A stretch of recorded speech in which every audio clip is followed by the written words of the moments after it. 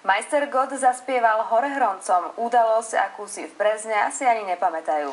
Včera podvečer sa tam schádzali ľudia, aby si vypočuli známe hity veľkého speváka.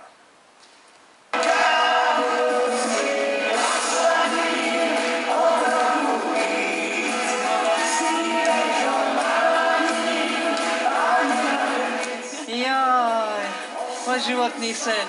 To nie je to nad Gota. Ešte, že ťa starky nepočujem. Kávu si osladí.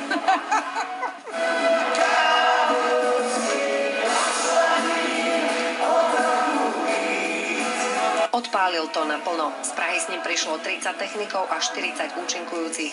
Brezňanský zimný štadión museli organizátori technicky prispôsobiť. Na koncert totiž prišlo 4000 ľudí.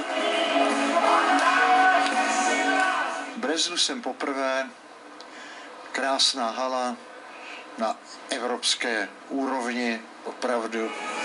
A to, jak to dopadne, se dozvíme po představení.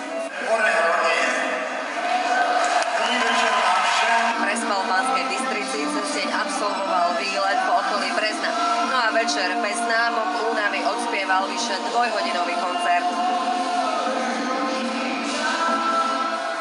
Po koncerte sa Karol Gott z Horehronia ponáhľal, odcestoval do Bratislavy, kde strávil noc.